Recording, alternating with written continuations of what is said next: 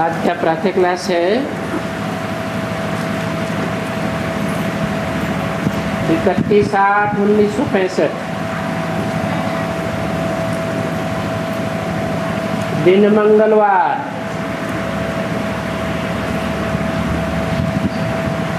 Record चला है जाग सजनिया जाग।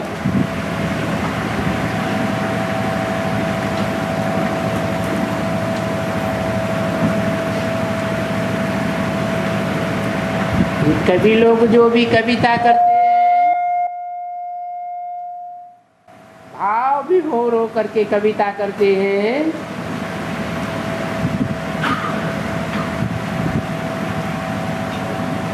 तो भगवान अनुभाव में विभोर होने वाले भक्तों का साथ देते हैं।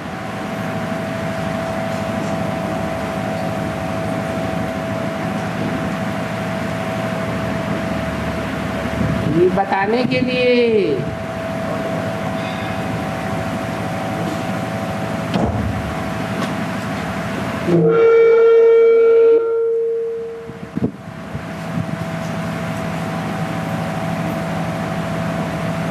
गीत गाते हो, कविता गाते हो,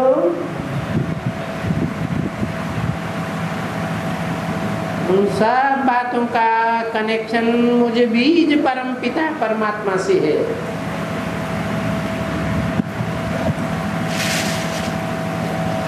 ये सारी मनुष्य शक्ति एक झाड़ है, मैं उसका बीज हूँ। हम बीज प्रद पिता, और बीज में सारा वृक्ष समाया हुआ है। बीज कहो, बाप कहो, पति कहो, विश्वपति कहो, जिसके लिए गाते भी हैं हर हर महादेव शंभो काशी विश्वनाथ गंगे। वो विश्व पिता भी है, जगत पिता भी है। कहते हैं जगतम पितरम वंदे पार्वती परमेश्वरो।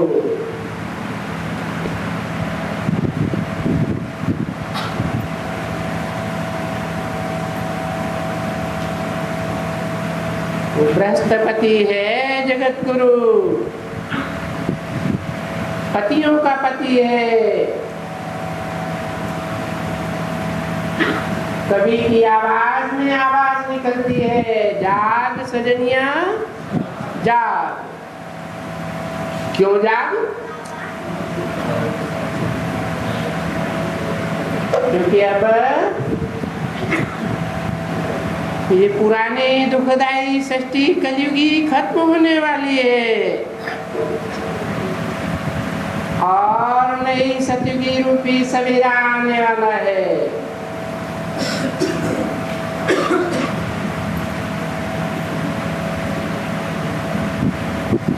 जय गुरुदेव ने भी क्या नारा दिया? सतयुग आने वाला है और कलयुग जाने वाला है। तो भगवान बाप कहो, आत्मा रूपी सजनियों का पति कहो,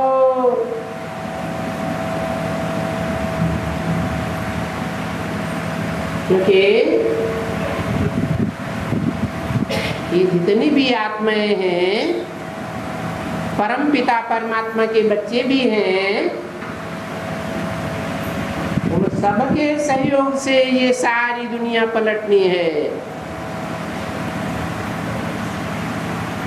तो सोते सोते पलटनी है या ज्ञान नींद से जागेगी तब पलटेगी?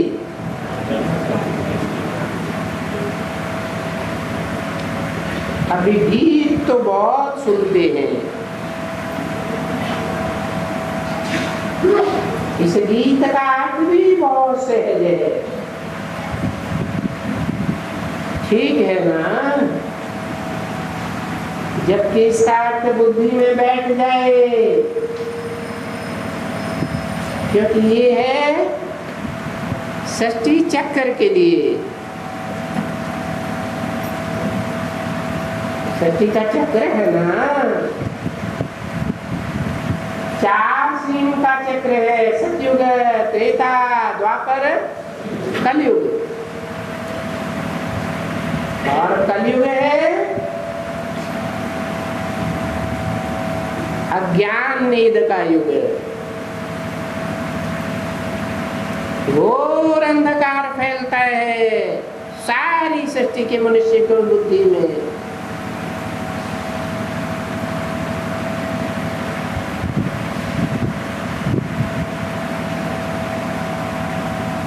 बाहर की दुनिया का सारा ज्ञान है, अपनी आत्मा का और आत्मा के बाप का कोई ज्ञान नहीं है।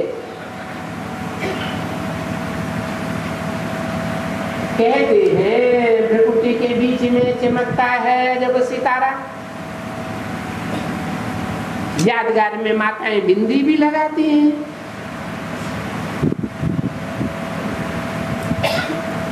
प्रकृति के मध्य में पुरुष लोग टीका लगाते हैं,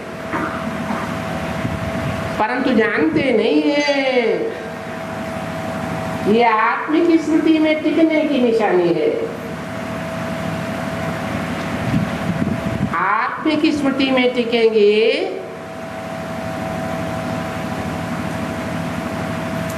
तो जैसे बीज रूप स्टेज हो गई, सार रूप स्टेज हो गई। सार में विस्तार तो समाया ही हुआ है। बार बार स्मृति पक्की करने से, अभ्यास पक्की करने से कि मैं अणोणीयान स्मृत्य है, अनुरूप आत्मा हूँ, अति सूक्ष्म हूँ, ज्योति हूँ, ज्योति का कण हूँ। और ये आत्मा जो अविनाशी आत्मा है वो चारों युगों में कैसे चक्कर लगाती है, इसका अर्थ बुद्धि में रहना चाहिए।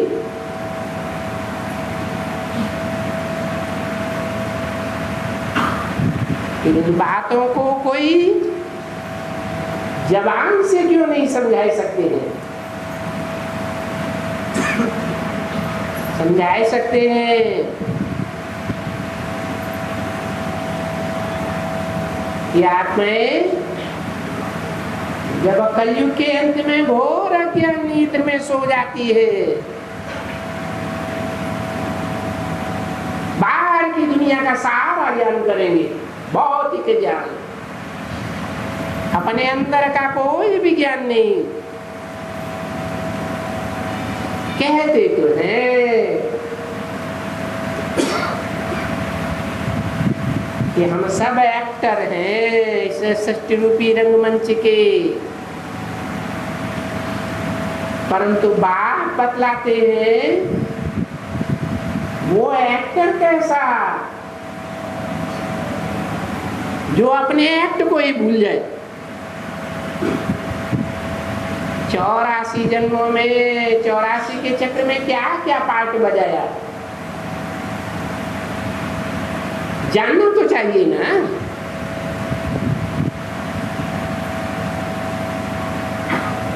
आप देखें ये जो छोटी छोटी बच्चियां हैं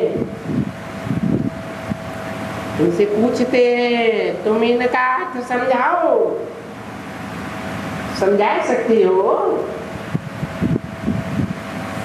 इनका? उस सिनेमा में भी जो गीत गाते हैं ना, गीतकार गीत बनाते हैं, भाव में आकर के बनाते हैं ना, परंतु इसका अर्थ समझा सकती हो? जाग सजनिया जाग, कौन बोला? वास्तव में घोर ज्ञान अंधकार की रात्रि में, जिसे महाशिवरात्रि कहते हैं, वो भगवान बाप ही आकर के हम आत्मा रूपी सजनियों को जगाते हैं।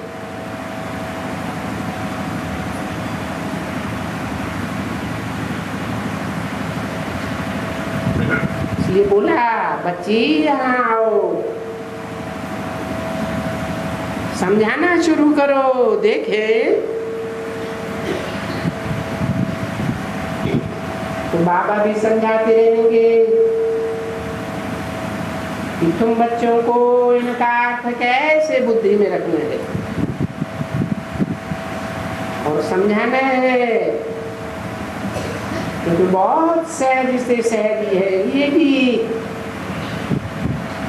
तो तुम आकर के समझाओ, फिर मैं तुमको मदद करूंगा। जो समझते हैं कि हम समझा सकते हैं, समझदार हैं, क्योंकि बेसमझ तो नहीं समझा सकेंगे। जो समझदार हैं वही सहज समझते हैं कि हम समझा सकते हैं, सो गद्दी पर आ जाए।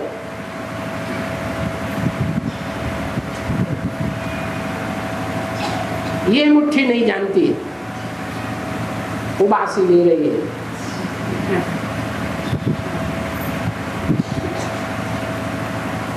अरे इस दुनिया में तो सब बेसमझ।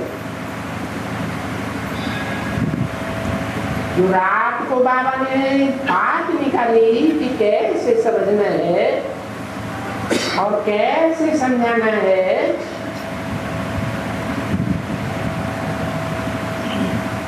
और समझने समझाने के लिए कोई गीत गाना भी नहीं है,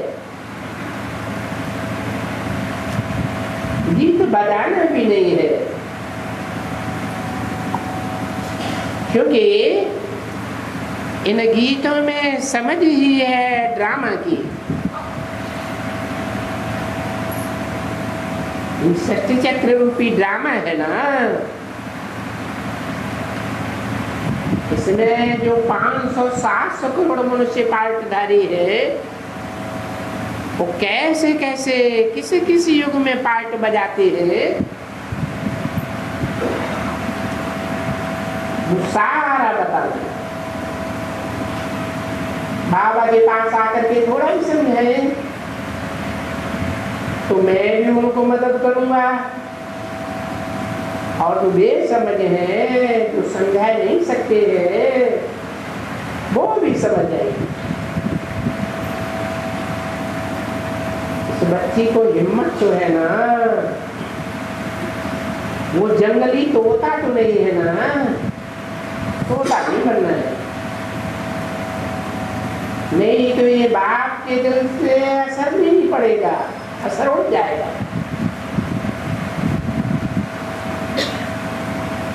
असर पड़ जाए ये जंगली पैरेट, ह्यूमन पैरेट, ये तो कुछ समझा ही नहीं सकते। तो उसका नतीजा क्या होता है? भले बाप के तो बनते हैं, वर्षा तो पाएंगे, भले बाबा कहते हैं कि वर्षा भी पूरा पाएंगे, क्योंकि पूरे सरेंडर हैं। तो बाबा को अपना पूरा वर्षा देते हैं, तन का, मन का, धन का, बदली में वर्षा लेते हैं। बाबा ने समझाया ना कि यही बच्ची है फिर जिसने कल ही पूछा बाप की संतान कितना है, कितना है?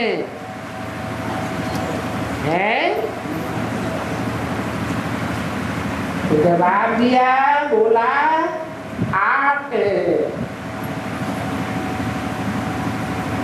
उनकी ब्राह्मणी बोलने लगी, तुम तो बोलती भूलती हो।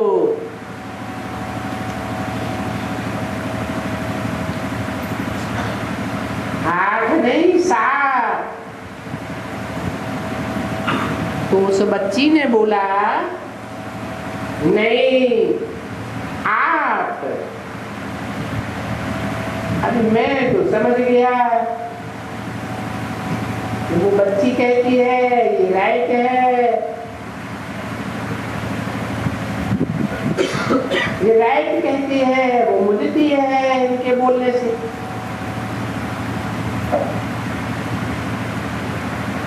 तो बरोबर बारिश तो बनाना है ना, बलि तो चढ़ना है ना। क्योंकि बाप के बच्चे बाप के ऊपर बलि चढ़ते हैं। काशी में काशी करवट खाते हैं ना, सब थोड़े ही खाएंगे। देखो ये ईश्वरीय नाली है, इस ईश्वरीय नाली को इस दुनिया के ये जंगली जानवर नहीं समझते हैं। गीता में भी लिखा हुआ है, मैं जब आता हूं तो मूढ़मती मनुष्य मेरे को पहचान नहीं पाते हैं ये मनुष्य, परंतु हैं जानवरों में सल। ये तो बच्ची समझ गई है कि इनको वारिस बनाने से ये हमको इस तारीख में 21 जन्म का वर्षा दे सकते, और तो दुनिया में कोई नहीं दे सकता।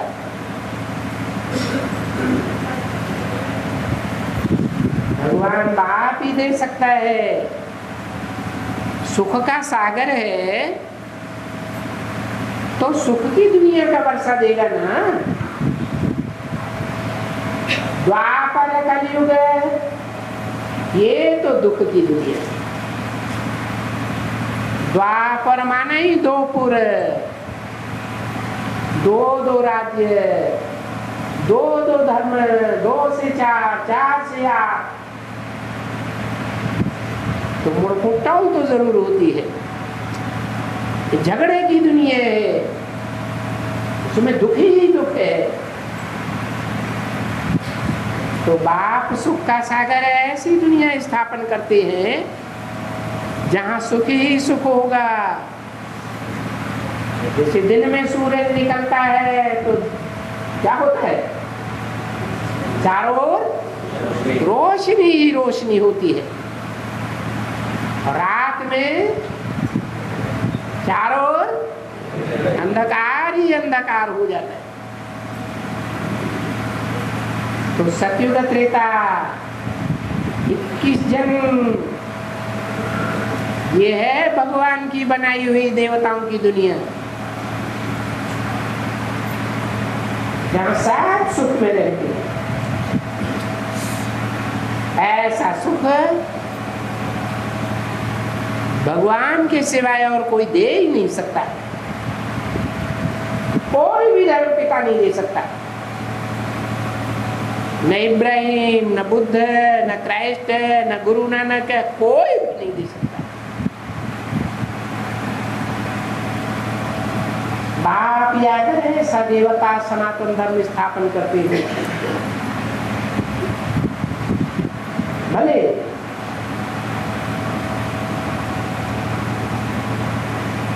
द्वापर कलयुग में मनुष्य जाकर के बलि चढ़ते हैं, काशी करवट खाते हैं,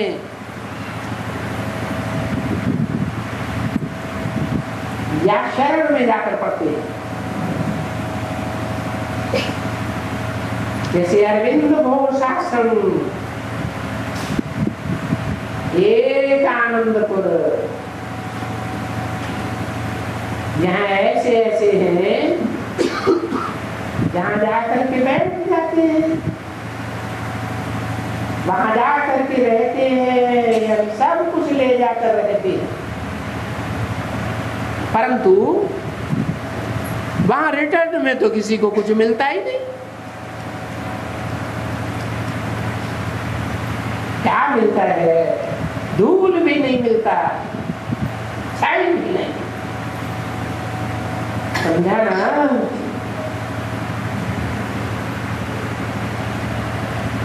तो सन्यासी लोग भी गाते रहते हैं, सदगुरु निंदक ठौर न पावे। अरे तुम अपना ही घर घाट छोड़ करके आए हो, घर बार छोड़ करके आए, जमीन जायदाद छोड़ के आए, तुम्हारे पास कौन सा ठौर है? ये तो सदगुरु की बात है। सदगुरु एक ही परम पिता परमात्मा है। एक सदगुरु निराकार कहा जाता है। वो निराकार ही सृष्टि पर आकर के साकार बनते हैं। वो आते हैं परम धाम से, जिसके लिए गीता में कहा है न तद्भासयते सूर्यो न शशांको न पावके। जहां सूर्य का प्रकाश नहीं पहुंचता, चंद्रमा का प्रकाश नहीं पहुंचता, अग्नि का प्रकाश भी नहीं पहुंचता, तद्धाम परमं मम यत् गत्वा न निवर्तन्ते। जहां ईश्वर के धाम में पहुंच करके कोई भी इस पुरानी दुखदाई दुनिया में वापस नहीं आता, तद्धाम परमं मम, वो मेरा परम धाम है। अज्ञान अंधकार में आकर के कलयुग में कहने लग पड़ते परमात्मा सर्वव्यापी है। वो तो कण कण में है, जर्रे जर्रे में है। अब भगवान बाप इस सृष्टि पर मौजूद है, कण कण में, हमारे में, तुम्हारे में, तो सुख देता होगा कि दुख देता होगा? है सुखदाता होना चाहिए ना, परंतु सुख की भी तो छाई भी नहीं। अब देखो यहाँ तो अभी बाप आया हुआ है, बेहद का बाप, सर्व मनुष्यात्माओं का बाप। मनुष्यों को पढ़ाने आएगा या जानवरों को पढ़ाने आएगा? मनुष्यों को ही पढ़ाने आएगा। इतनी बड़ी सृष्टि में मनुष्य ही जाति एक ऐसी है जो बुद्धिमान प्राणी है, ज्ञान बुद्धि का विषय है। अज्ञान अंधकार में आकर के बोल दिया कि भगवान फूकर सूकर का अवतार नहीं लेते, फूकर सूकर का अवतार नहीं लेते, लेकिन मनुष्य आत्माएं ही ऐसे कर्म करने लग पड़ती हैं जिन्हें फूकर सूकर जैसा कहा जाता है। इसे कह देते हैं राम ने, भगवान ने क्या किया? राम बंदरों की सेना ली। अरे बंदरों की सेना नहीं ली, बंदर जैसे जो महाविकारी है ऐसे विकारी मनुष्यों की सेना ली। तो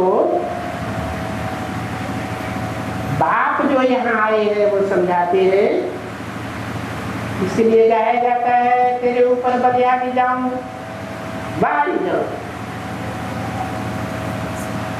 बहुत बच्चे हैं जो इन बातों का तो समझते नहीं। अरे हमारी ब्राह्मणी भी नहीं जानती है, बहुत कोई जो बुद्धू है वो भी इतना नहीं जानती। तो समझाना होता है।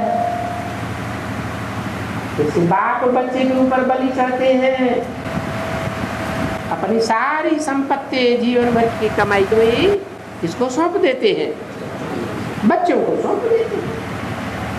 तो वैसे फिर यहाँ क्या है,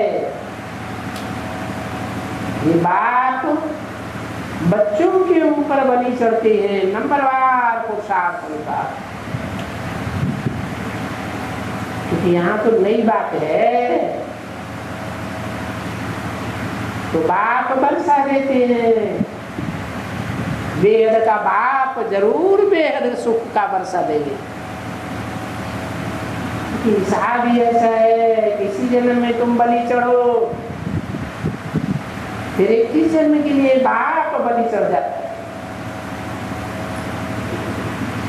ऐसे तो कोई होता ही नहीं है, न कोई बलि चढ़ते हैं, न कोई 21 जन्म का वर्षा दे सकते हैं। तो बच्चा कभी कोई बाप के ऊपर बलि चढ़ता भी नहीं है, बाप बलि चढ़ते हैं, बच्चे चढ़ नहीं सकते हैं। यानी वो कायदा है ही है कि ईश्वर का कायदा, गाते भी ऐसे ही है, तेरे ऊपर वारी जाऊं बलिहारी जाऊं, मेरे तो आप एक दूसरा न कोई, मेरे तो गिरधर गोपाल दूसरों न कोई। तो देखो बलि कैसे चढ़ते हैं, बस दूसरा कोई नहीं है एकदम, न मामा न काका न चाचा न बाबा न कुछ भी, जो मेरा है ये मेरा हुआ ना, मेरा शरीर, मेरी माता, मेरे पिता, काका, चाचा, मामा, गुरु गुसाई, किसका हुआ? आत्मा का हुआ या शरीर का हुआ? बोलते हैं हम आपको छोड़े के निराकार के ऊपर बलि चढ़ते, तो वो बाप है, तो बरोबर वो तो जरूर सत्युग का 21 जन्म का वर्षा देंगे। अभी पूरा बलि चढ़ेंगे, वो अपने दिल रूपी दर्पण में खोल खोल करके देख रहे हैं, हम पूरे बलि चढ़े हुए हैं, बोलते तो है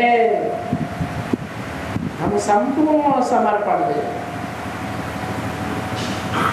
ये हुई दिल से बलि चढ़ने की बात। गृहस्थ व्यवहार में रहते हुए फिर देखो तो बंधन कितना है। गृहस्थ व्यवहार में रहते हुए अपने गृहस्थ धर्म का पालन करते हुए तुमको बलि चढ़ना है। देखो अभी ये बुरी बात हो गई, तो प्रश्न उठता है ये कैसे? वो बोलते हैं कि व्यवहार में भी रहो, गृहस्थ में भी रहो और कमल फूल के समान पवित्र भी रहो। रहते हुए बुद्धि में ये संभालो, अभी 84 जन्म पूरा होता है और ये शरीर भी तो छोड़ना है, उसके साथ सब कुछ छोड़ना पड़े। हम तो बाबा के हो गए, हम उनके हो गए। ये सभी जो भी है, मामा, काका, चाचा, बाबा जरूर है तुम्हें, मैं इनकी संभाल कर रहा हूं, बच्चों वगैरह सब की संभाल करता हूं, परंतु सभी कब्र दाखिल होने वाले हैं, क्योंकि अब ये नाटक पूरा होता है। कौन बोलता है? भगवान बाप ब्रह्मा के तन से बोलते हैं, बच्चे अब ये सत्यरूपी नाटक पूरा होता है। एक तरफ इस सृष्टि पर भगवान बाप आते हैं, नई सृष्टि के लिए नया ब्राह्मणों का संगठन बनाते हैं, और दूसरी ओर उसी समय एटॉमिक एनर्जी तैयार होने लगती है। इसलिए त्रिमूर्ति में दोनों ही मूर्तियां दिखाई है। ब्रह्मा द्वारा नई सृष्टि की स्थापना करने वाली मूर्ति, और फिर जस्ट अपोजिट में शंकर द्वारा पुरानी दुखदाई आसुरी सृष्टि का विनाश।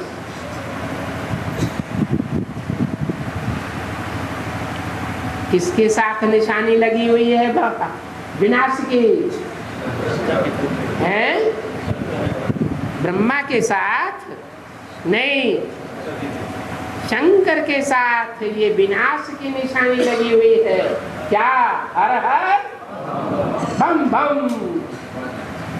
तो जरूर बमों के धमाकों से सारी दुनिया नष्ट कर मारेगा।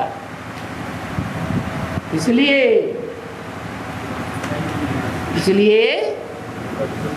जो ब्रह्मा द्वारा नई सृष्टि स्थापन हुई है, उस नई सृष्टि की प्रत्यक्षता के लिए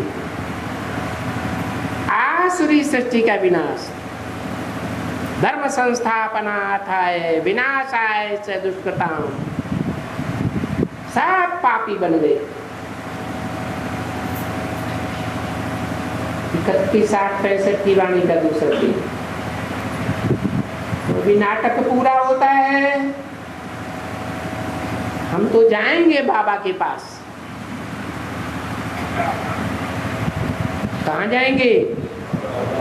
बाबा का घर कहाँ है? शिव बाबा, उनका घर कहाँ है? अभी बताया, गीता में ही बताया। जहाँ जाकर के आत्माएं वापस इस लोक में नहीं आती है, इस पुरानी दुनिया में, दुखदाई दुनिया में नहीं आती। कहाँ आती है? नई सत्य की दुनिया में आती है। वो मेरा परम धन है। सब बच्चों को अपने धाम में वापस ले जाऊंगा, तो पवित्र बनाकर ले जाऊंगा, या पवित्र आत्माओं को ले जाऊंगा? पवित्र आत्माओं को ले जाऊंगा। हम तो जाएंगे बाबा के पास वर्षा पाने के लिए। कौन सा वर्षा? सतयुग और त्रेता का देवता ही जन्मों का 21 जन्म का वर्षा पाने के लिए। वहां सतयुग त्रेता में किसका राज्य होता है? सतयुग में नारायण का राज्य होता है, त्रेता में राम का राज्य होता है। इस वर्षे को पाने के लिए हम पुरुषार्थ करते हैं। कौन सा पुरुषार्थ करते हैं? उनको याद करते हैं जिसके ऊपर बलि चढ़े।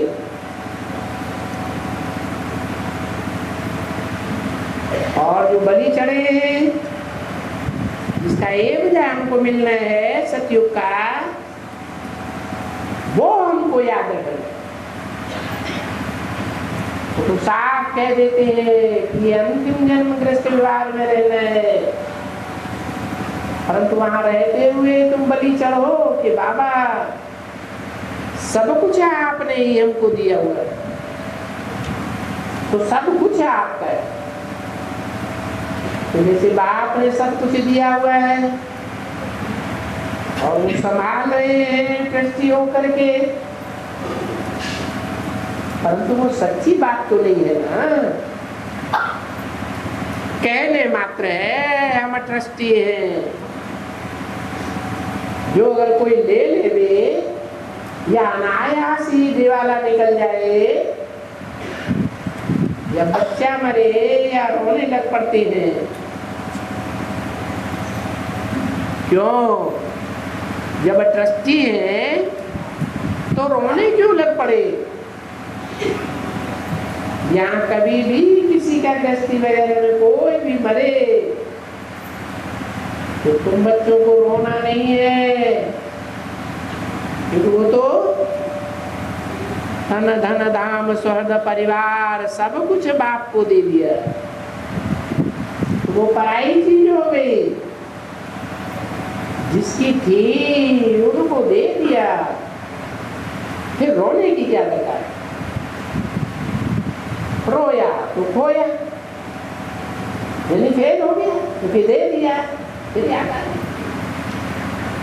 अरे दृष्टि है ना, चीज उनकी है जिसने दी है,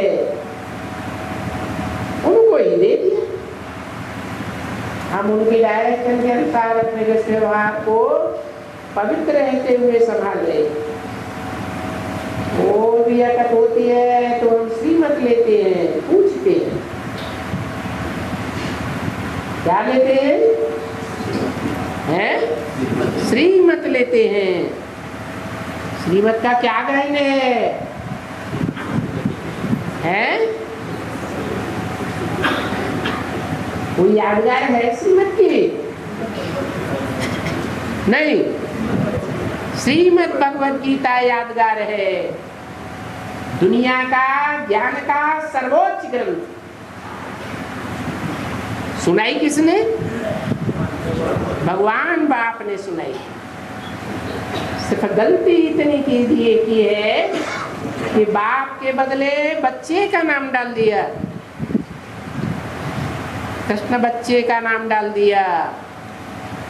अरे कृष्ण बच्चा तो 16 कला संपूर्ण कहा जाता है, सर्वगुण संपन्न कहा जाता है। भगवान कलाओं में बंधता है क्या? तो कलातीत कल्याण कल्पांतकारी कहा जाता है, जो कलाओं से परे है। जैसे सूर्य कलाओं में बांधा जाता है या चंद्रमा कलाओं में बांधा जाता है? चंद्रमा बांधा जाता है। इसलिए कहते हैं कृष्ण चंद्र, रामचंद्र।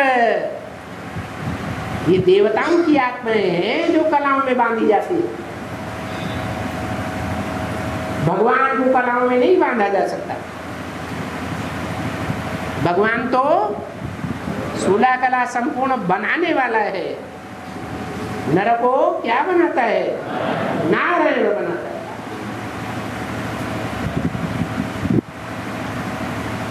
तो बोला ये श्रीमद् भगवत गीता जो भगवान का गाया हुआ गीत है, उस गीत में से श्रीमत लेनी है। श्री माने श्रेष्ठ, मत माने अकल। अकल भ्रष्ट से लेंगे या श्रेष्ठ से लेंगे? श्रेष्ठ से ही अकल ली जा सकती है। पूछते हैं तो देखो सहज समझाते हैं ना, ऐसे तो नहीं कहते हैं ले आओ तुम्हारी जमीन मकान अगड़म बगड़म यहाँ आकर के रख दो, वो नहीं कहते हैं। जैसे अरविंद घोष में जाते हैं तो घर बाहर ले जा करके बाहर रहते हैं। बाबा ऐसे थोड़े ही कहते हैं।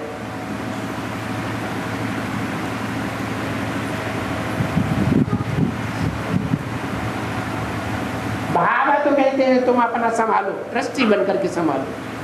ऐसे समझो कि ये सब कुछ भगवान का दिया हुआ है।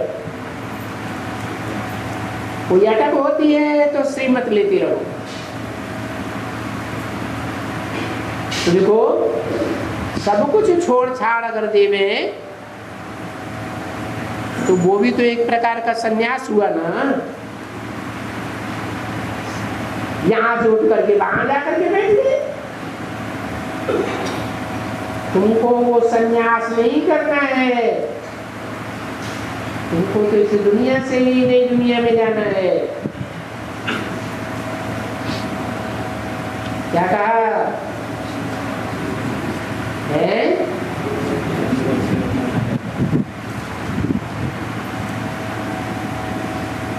वो लोग कोई भी ये नहीं जानते हैं कि हमको कोई नई दुनिया में जाना है। कितने सत्संग होती रहते हैं। सत्संग में जाने वाले कोई ये समझते हैं कि गुरुजी हमको नई दुनिया में नहीं जानेंगे। ये तो सिर्फ तुम यहाँ जानते हो कि बरोबर अभी हम नई दुनिया में जाना है रहते हुए, क्योंकि समझ की बात है। यहाँ बाप के पास कहाँ आकर के सब बैठेंगे, यहाँ आकर के बैठने की सबकी कोई बात नहीं है। बैठने की बात होती है पिछाड़ी में। क्या कहा है? कब पिछाड़ी में? जब हर हर बम बम फटाके छूटते हैं, उस समय तुम बच्चे कहाँ जाकर के बैठेंगे? बाप के घर में बैठेंगे। कहाँ होगा बाप का घर? तुम बच्चे परम नाम को इस सृष्टि पर उतार लेंगे। वहां माहौल ऐसा बना हुआ होगा जहां सभी आत्मा रूपी बच्चे आत्म की स्थिति में बैठे होंगे। कोई भी देवहन में नहीं होगा, मेरा मामा, मेरा चाचा, काका, नाना, ताऊ, कुछ भी नहीं। मैं आत्मा और मेरा बाप। विनाश होता है तो फिर भागते हैं कहाँ? बाप के पास आकर भागते हैं। यहाँ बाप के पास आकर के रहते हैं। यहाँ माने कहाँ हैं? दूध फैलने वाले होंगे, आकर के रहेंगे। क्या सब रहेंगे? 500-700 करोड़ कितने रहेंगे?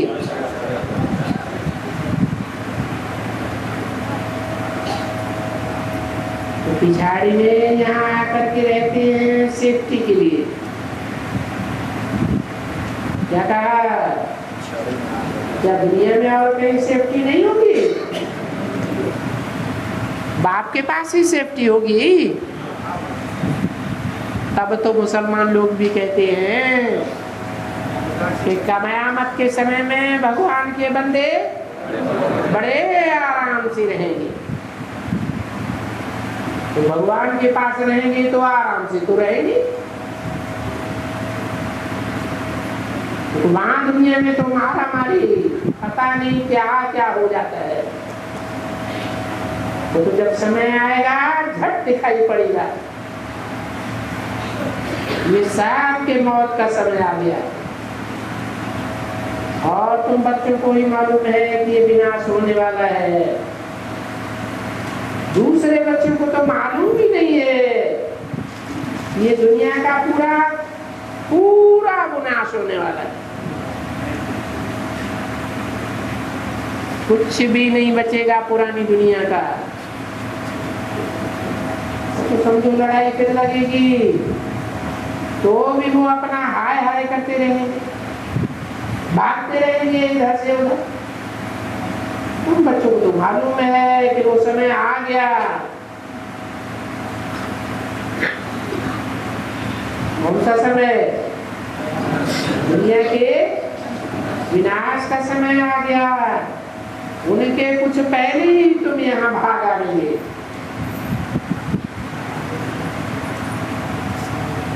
क्या पहले ही भाग जाएंगे बाप के पास कि जब विनाश शुरू हो जाएगा तब जाएंगे? क्योंकि बाबा ने समझाया पिछाड़ी में तुम बच्चों को बड़ी खुशी रहेगी, बड़ा नजदीक साक्षात्कार होता है। ये होता रहेगा, वो होता रहेगा, तो तुम यहाँ आकर के रहेंगे।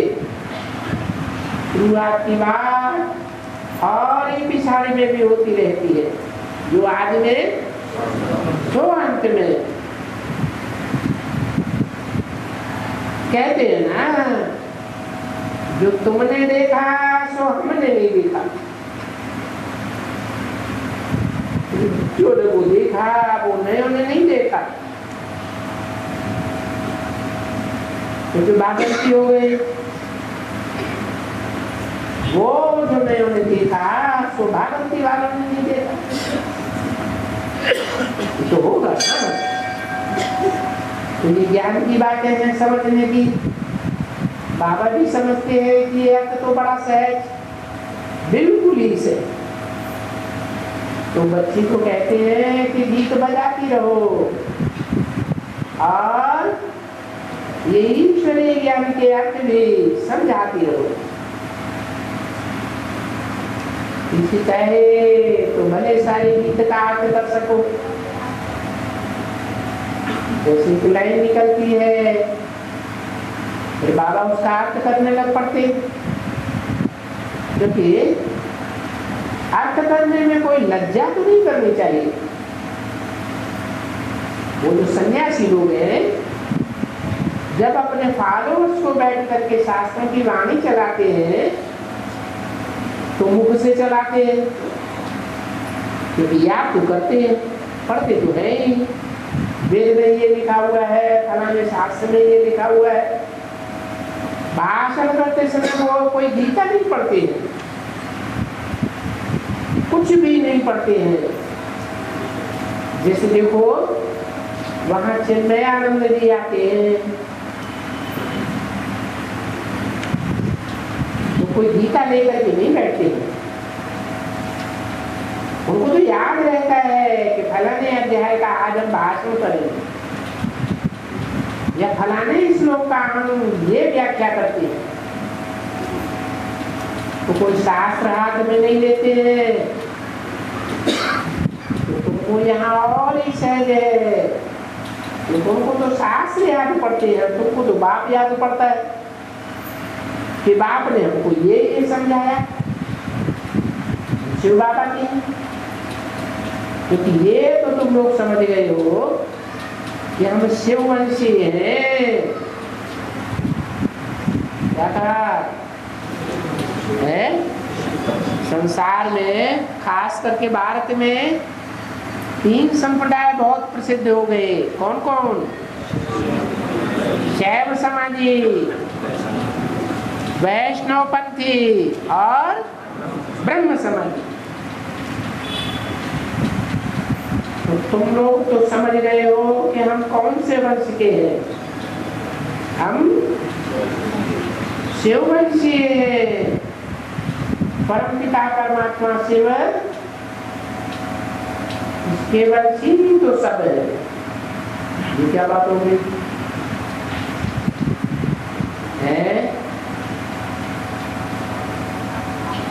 परमपिता परमात्मा के शिववंशी तो सब हैं 500-700 करोड़, लेकिन हम अभी चेंज कर रहे हैं, फार्मों को चेंज कर रहे हैं। आज सुबह को बैठे थे, हम शिववंशी हैं, ये भी तो सबको मालूम होना चाहिए ना। तो वहां ऊपर में लिखना ही है होता है परमपिता परमात्मा शिववंशी, इसे प्रजापिता ब्रह्मा कुमार कुमारी, देखो ईश्वरीय विश्वविद्यालय। तो देखो ईश्वरीय है, यानी ईश्वर हो गया परमपिता परमात्मा, तो वो ईश्वरीय हमको पढ़ाते हैं ब्रह्मा द्वारा, ये सीधी बात हो जाएगी। इसलिए हम चेंज कर रहे हैं, क्योंकि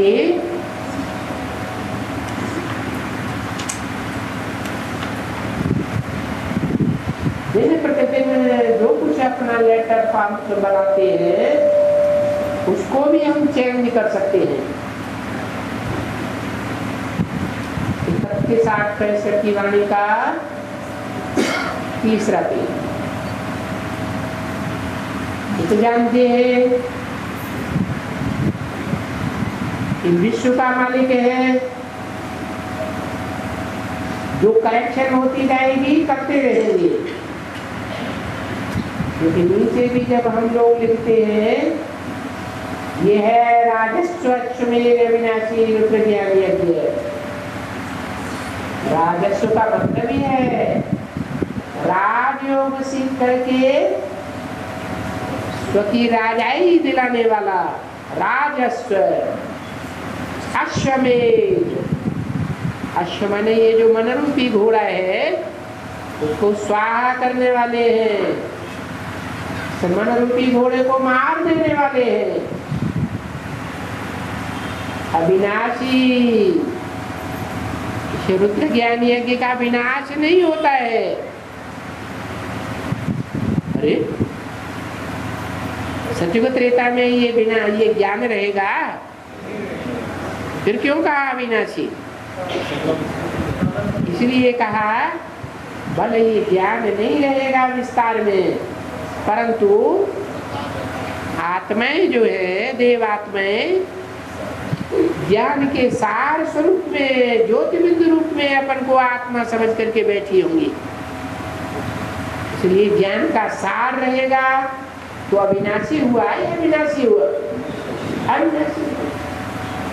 और रुद्र ज्ञान यदि है,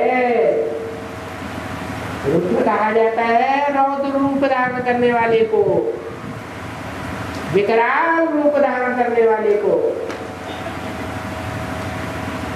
कब विकराल रूप धारण करते हैं? आज में भी विकराल रूप धारण किया था, आज सो अंत में भी विकराल रूप धारण करते हैं। और ये ज्ञान का यज्ञ है, कोई मैटेरियल यज्ञ नहीं है। फिर भी अभी सिर्फ ज्ञान यज्ञ नहीं लिखना होता है, अभी वो भी लिखते हैं राजस्वश्वमेध अविनाशी ज्ञान। फिर वहां तो नीचे लिखते हैं कि ईश्वरीय जन्म सदधिकार दैवी स्वराज्य पाने के लिए आओ। ये हुआ है ऑब्जेक्ट, तुम्हारा उद्देश्य क्या है? ऑब्जेक्ट है हमारा ईश्वरीय जन्म सदधिकार है, नर से नारायण जैसा, मनुष्य से देवता बनना। वो यूनिक चीज होती है मनुष्यों की खोली हुई। कोई डॉक्टर बनाते हैं, कोई इंजीनियर बनाते हैं, कोई क्या बनाते हैं। यहाँ तो भगवान आकर के हैं, पुरुषार्थ का अर्जन करने वाले अर्जुनों को नर से नारायण बना। ये हुआ तुम्हारा ऑब्जेक्ट जीवन का। हिंदी में ऐसे कहते हैं ना, तुम्हारा उद्देश्य क्या है? हमारा उद्देश्य अपने बाप से सतयुगी स्वराज्य का जन्म सदधिकार पाना, क्लियर हो जाए अच्छी तरह से। और ये यज्ञ भी 5000 वर्ष पहले वहां पे स्थापन किया हुआ है। क्या पहले भी स्थापन किया था? महाभारत युद्ध हुए कितने साल हुए बताते? 5000 साल बताते। तो अंतर इतना कर दिया है, उसको द्वापर के अंत में ठोक दिया। अब द्वापर के अंत में कृष्ण भगवान आकर के महाभारत युद्ध कराएंगे। द्वापर में तो 8 कलाएं होती हैं, 16 कलाएं तो होती ही नहीं। वास्तव में ये कलयुग का अंत की बात है। क्रिश्चियंस भी समझते हैं, मानते हैं कि क्राइस्ट से 2-2500 वर्ष पहले भारत में पैराडाइज था, भगवान ने ही स्थापन किया। वो भी लिख सकते हैं, और कोई लिखा हुआ है, और बनना भी हिंदी में है। अभी इंग्लिश को कम करते जाते हैं, लेटर्स फॉर्म्स हिंदी में, तो वो और ही खुश होंगे। वहाँ भाषण भी हिंदी में समझाते हैं, तो इंग्लिश में तो समझाते नहीं है। अच्छा, तुम भी हिंदी में समझाएंगे ना? वो हिंदी नहीं जानते हैं तो उनको इंग्लिश में समझाया जाता है। इंग्लिश तो इंटरनेशनल भाषा है, सारे विश्व में चलती है। हाँ, अभी तुम बीच की लाइन बजाओ,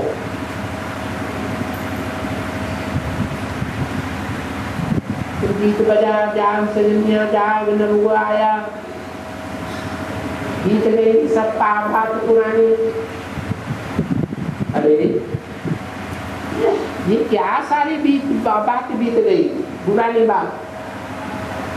देखो मैं इशारा भी देता जाता हूँ कि पुरानी बात है, लॉन्ग लॉन्ग है, वो लक्ष्मी नारायण का राज्य था, वो पास हो गया, बीत गया। किसी ने कहा बाबा